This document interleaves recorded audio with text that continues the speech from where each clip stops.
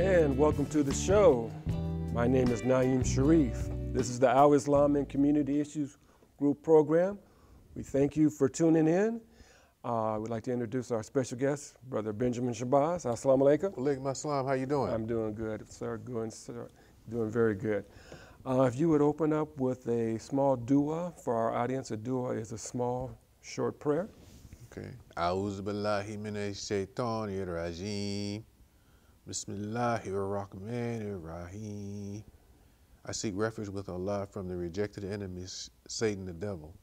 With the name of Allah, the most gracious, the most merciful. Ameen. Amen. So let me ask you, why do we hold our hands out like this when we say a dua? That's a good question. The hands are symbolic of our actions. And we're holding our hands out, standing before the Almighty with a clean slate, so to speak. Like we have nothing to hide.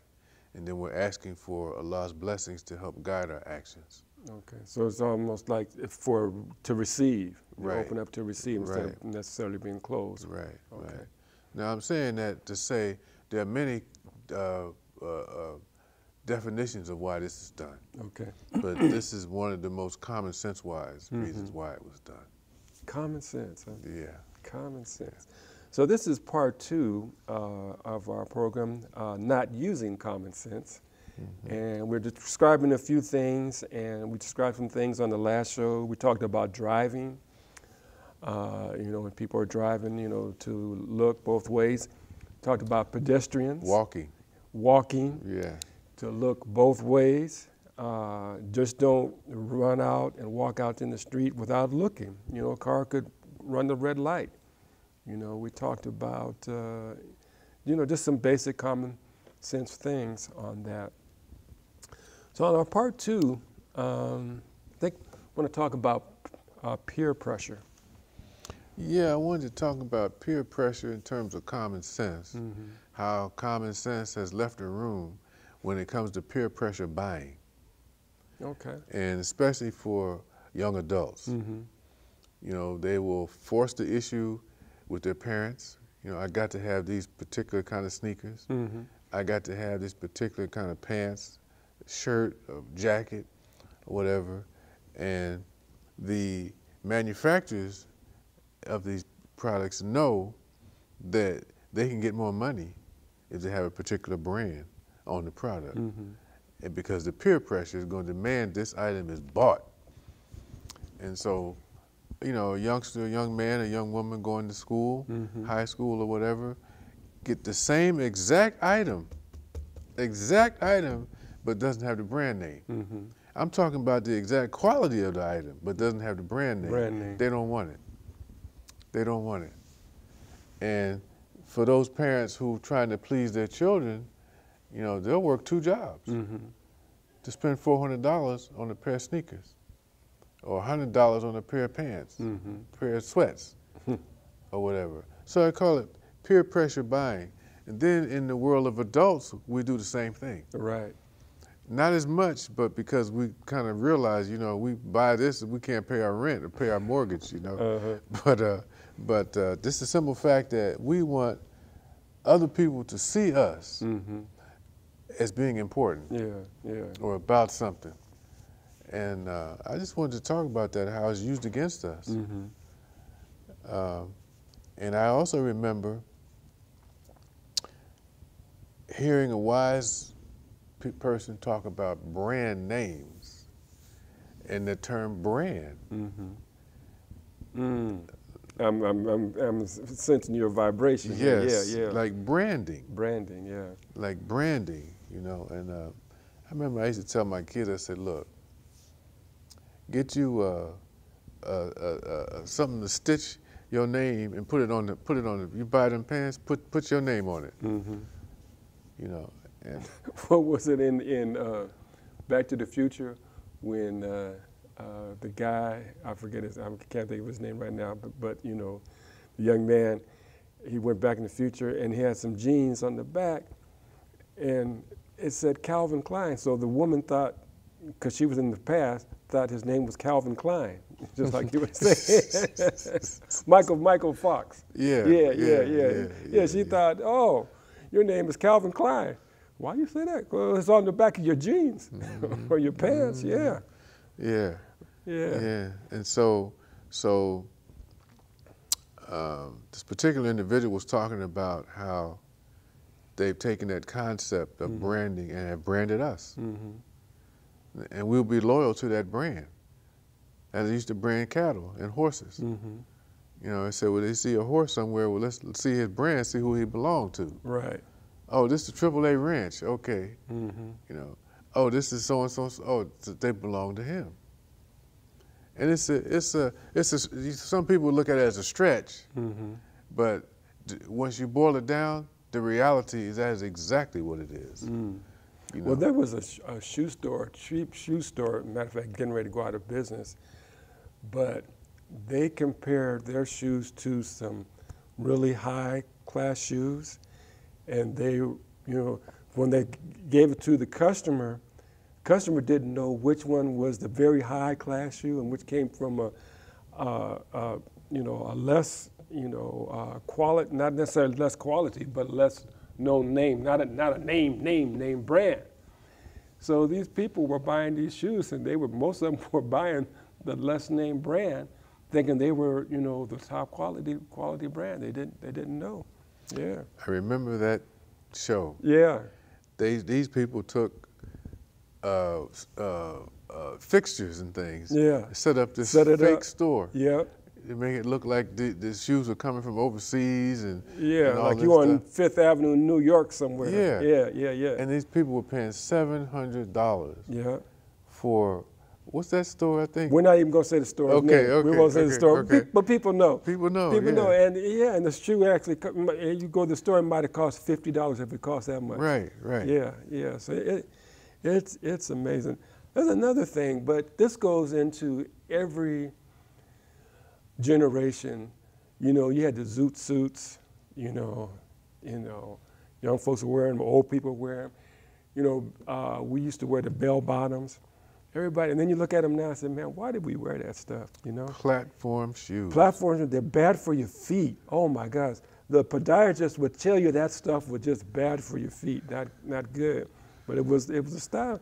So what gets me on the style that's interesting, because it was back in the 80s it started, and then it stopped and it came back. The jeans that got holes in them. Now, back in the day, you would say that person was raggedy or a bum or something like that. But now people pay big money to have the holes in the jeans. They'll be cut. Some will be like cut, horizontally and stuff like that. It may be in a little design all the way down, and some will just have holes. I saw a woman the other day. She had holes both where their kneecaps were, and then one there was hardly any fabric, just holes. But it was like somebody made that style, and it went into the popular culture, and making big money. You can sell jeans with holes in them and make money. Like I said, I remember it was back in the 80s that happened, and it stopped, and then it's back now.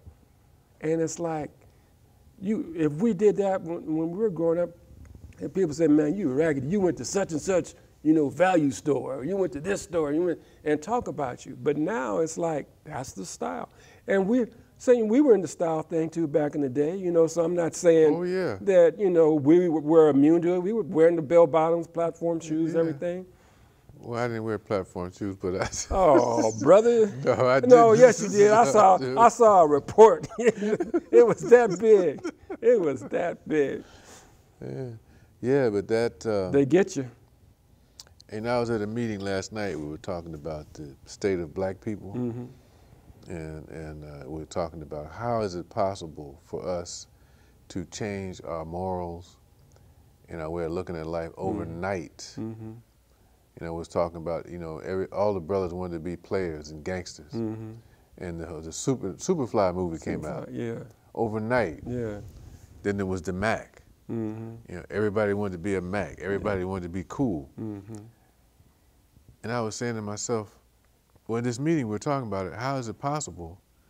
I mean, are we that gullible? That was what it was. Are we that gullible? So the sister was saying that they had a deliberate plan to remove the male from the household.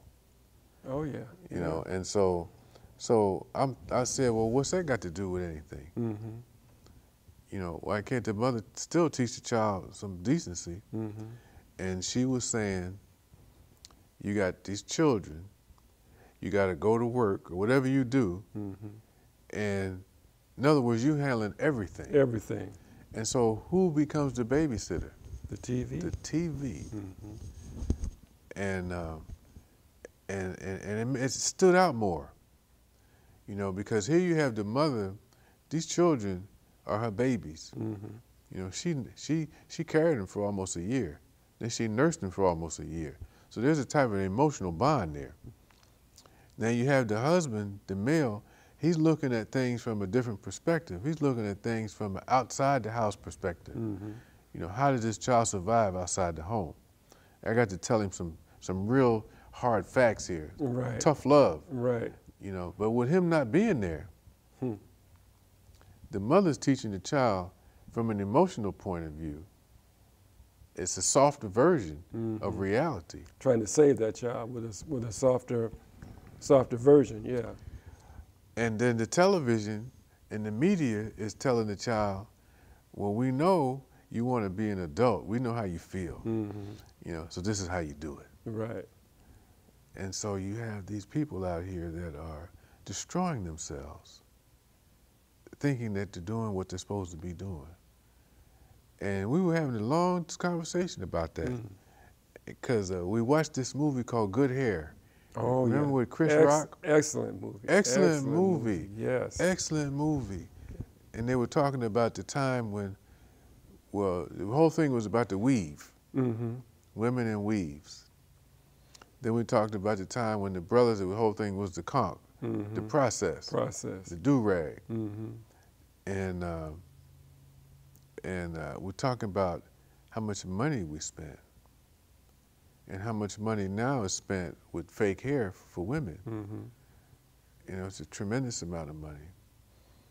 And I don't want to dwell on this too much, but just talking about the general modes in the society, how people just flock to them like sheep without thinking, without using common sense. And so how do you combat that? It's hard to combat that, you know, because you don't want your child going to school looking like an outcast. You know, if there's holes in the jeans, you're paying $80 a pair for them. You're going to have holes. You're going to have holes. You're going to have holes, yeah. You know, and so I remember, or they talk about for the kids. I remember showing my kids, I said, look, I'm going to show you what you want, right? Then all you got to do is wait a week. That same item will be in the store for half price. You know, you can have the same item for half price. Not only you can put that money in your hand, or you can help pay somebody can help pay the bills in the house. Won't nobody go broke. You know, and so it's a matter of really using common sense to defeat not using common sense. Yeah. Let's take that on a little bit higher level. Pushing agendas. When Colin Powell, was it in front of the UN? And he had all these graphs about weapons of mass destruction. Now, he's the Secretary of Defense. Was he Defense or Secretary of? He was the highest ranking member in the military. Yeah, but Chief of Staff. Yeah. Yeah, but he was Secretary of Defense or something. Yeah. I don't know why I can't remember. But anyway, they had him. They gave him the information. He's reading off these charts. Turned out those charts were not legit. So we're taking his word because he's an honorable general. You know, he's been out there. He's been through the civil rights movement. He knows what's going on. He knows there's racism in United States and in the world. He knows that, the way he came up. He worked hard. So then when he said it, it was like, okay, man, they got to be there. He said it. But he was set up. They set him up. There's a dude that wrote a book about that. And he said his credibility. They use his credibility. Yes. To push their agenda. Yeah, they did. And it's the same way. Oh, they use a word called asset. he was an asset. Mm-hmm. And they said assets are people that you know their personality, Mm-hmm. and you can turn them on and turn them off to do what you want them to do without them even knowing it. Without them even knowing it. And it's the same thing in advertisement. You notice they have a lot of movie stars and things on these commercials. Yeah. That's your boy, you know. Yeah. And he's advertising Jergens lotion or something. Or the reverse mortgages. And they don't even know nothing about the reverse mortgages. And they got the different stars on there talking about it. And you just think, well, yeah, man, he said it got to be good. And you don't even know how much they read about the thing. I'll never forget this when Mike Tyson went to Japan to fight Buster Douglas. Buster Douglas, yeah. Buster Douglas knocked him out. You're right. But Don King, they were interviewing Don King about that. And they asked Don King, by you being the manager, what type of influence do you have? He said, well, I'll tell you, it's like this. We was in Japan preparing for the fight. The Japanese business people came to Mike, didn't come to him, came to Mike and said, we want you to do a commercial for us. He said, okay, $50,000. It was a beer commercial. Now, Mike don't drink beer, but he said he'd do it. Told Don about it. Don said, wait a minute, hold it. He went back to the people. He said, do you know who this is? They said, yeah. He said, you don't know. He's the heavyweight champion of the world. You offering us $50,000 to do a beer commercial? They said, no, $250,000. They gave it to him. And Don said, that's the power of being a manager. Oh, yeah, yeah. You know? So they were using Mike's credibility to sell the beer. And then they interviewed Mike later, and he said, yeah, man, I don't even drink beer.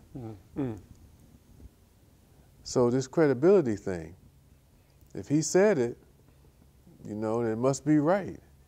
And people went to war, and you know, Colin Powell talked about that.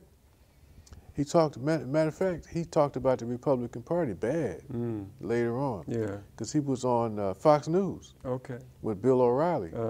You know, and Bill O'Reilly was trying to say, well, what do you mean, you know? He said, yes, this is not the Republican Party I know. Oh, yeah. They've become racist and so forth and so forth and so forth. Yeah, it wasn't like Eisenhower. It was, you know, it was different. It was different. Today, it's, you know, it's something that that is a whole lot different. Yeah. So really, the issue of this show is to talk about using our common sense, but it's also, in order to use your common sense, you also got to stop your routine and be able to sit down and find time to think about things and not just get caught up in that mad rush following the lemmings over the cliff. Yeah.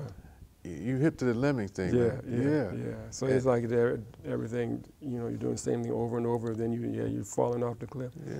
Let's bring, you wanted to talk about breakfast, break the fast. Well, we know that's literally what the word means, breaking the fast. But it's been used to also be used as the first meal in the day. You know, so I remember a wise teacher once said, what are you eating breakfast for? You've been asleep all night, you ain't done nothing. You know. So that's the thing about common sense again. You know, why do we eat breakfast? I mean, we know as Muslims it means something else. Right. But why do we eat breakfast every morning? You know, it's just... Because I know sometimes I'm not hungry till like 10 or 11, but I might have eaten something, you know, earlier, you know. And then, like I said, I might not be hungry 10 or 11 o'clock, and then, you know, then I might be hungry or something like that. But yeah, we grew up with that, man. Yes, we grew up with it. You know, breakfast is the most important meal of the day. And it might be if you eat it maybe at the right time when you're hungry and so forth. So I know with us, you know, Ramadan's coming, so that's going to be really important. You know, the thing about that is, especially when in the summer months and stuff, you know, you have to get up so early and you're not hungry. At least I know I'm not hungry. But I think what it does, it gives you some physical substance that you need, And then I think mentally it lets you know you do have something in your system. You know, you do have that luxury, you know, you have that morning meal, you know, before sunrise, et cetera, et cetera. So you psychologically, your mind says, okay, yeah, I know I got something there, so, you know, I'm not going to starve.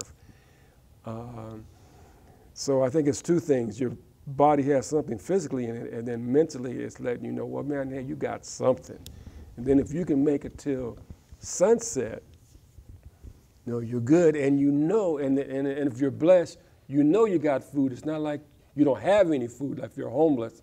That's another story, you know, where you might not have food, but you know you have food, but you know you're not supposed to eat it till after sunset. So there's a lot of psychological things that you can kind of use, like, okay, man, hey, I got food, let me go through this thing, you know. And I think that some of the biggest thing may be the first couple of days you're hungry because you're used to eating, but then you're thirsty. You know, you're thirsty. I know that I get more thirsty. And people say, well, oh, you can't drink it there? No, you can't drink it. Oh, but you can have water, right? No, you can't drink it. What? Because you know, if we could drink, I think just my little thinking on it, if you could drink, we'd get real sophisticated. We'd have milkshakes and smoothies and everything throughout the day. Yeah, we're fasting, but we could have this, you know, because we can have something to drink. As long as it's a liquid. As long as it's a liquid. we put some what's that, chicken and waffles in a blender and put some syrup on and say, yeah, if we could, man. Yeah, we would. We would do it too. We would do it, man. So, yeah. But now, what do you think about this latest push on bacon? You notice the commercials about bacon's bacon? on everything, yeah. Yeah, everything, yeah. Well, you know, and I know some people, they just love bacon. And you know, when we were back in, oh gosh, where was it? New Jersey, Orange, New Jersey, you know, they had that halal shop. They had everything. They had turkey bacon, beef bacon, and something like that. You don't have to use the pork. But yeah, they're pushing that. They're pushing that bacon on everything, you know, so. I mean, I don't know. Yeah, shoot, bacon is up there almost with dogs, you know. But I mean, in terms of people loving dogs and stuff. But I mean, it seems like it's a special push now. Mm-hmm. Pizza bacon, McDonald's extra bacon on the, you know. Right. Burger King, everything is bacon. Yeah.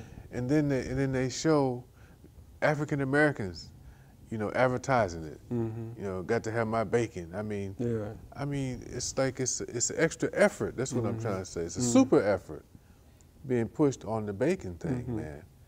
And here again, we go back to the Bible. Yeah. You know, because if you start talking about bacon and they know you're a Muslim, I ain't no Muslim. Yeah. But it's in the Quran, it's in the Bible, and it's in the Torah. That God has commanded that we don't eat bacon. Don't eat it, yeah. Well, there you go. I mean, there's just like the things with Christmas, with the Christmas tree, the thing with the holly. You know, all these things represented a whole different thing than what it was supposed to. Right. And then with Easter, the Easter bunny and the rabbit, right. all this stuff has been, a lot of emphasis has been put on those things than the other thing. Right. You know, some people have woken up, instead of calling it Easter, they call it Resurrection Day. So they're trying to wake up on some of that thing. Right. But, you know, it's two different things, and they blend it together and say everything's okay, and it's for the kids. So it's co-signed, good to go. You know, we was talking about breakfast, and for Muslims, you talked about Ramadan. So breakfast literally means to break the fast. Break the fast. And so that's what people would do at the end of the day. They will break the fast. Break the fast. Have breakfast. Yeah. Have breakfast. Break the fast. Yeah.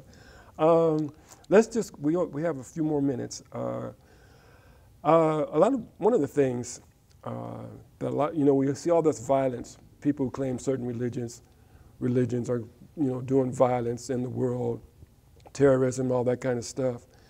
And that's all we hear, because it's sensationalism. And it's a big story. People getting murdered, slaughtered, innocent people, and people claiming religion behind it, where none of these religions is not based in those religions.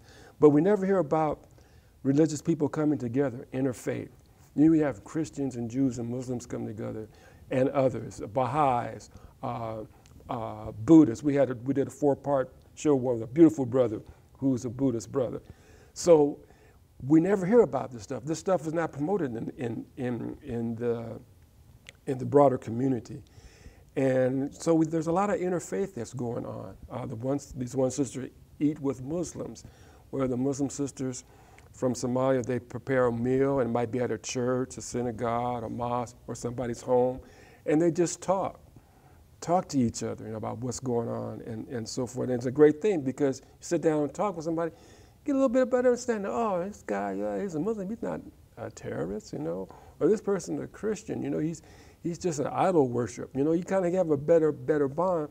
And one of the people that did a lot of interfaith before 9/11 was Imam W.D. Muhammad. Who? Imam W.D. Muhammad, Wallace Muhammad, the son of Elijah Muhammad. Yes, he did. Yeah, he did a lot of that.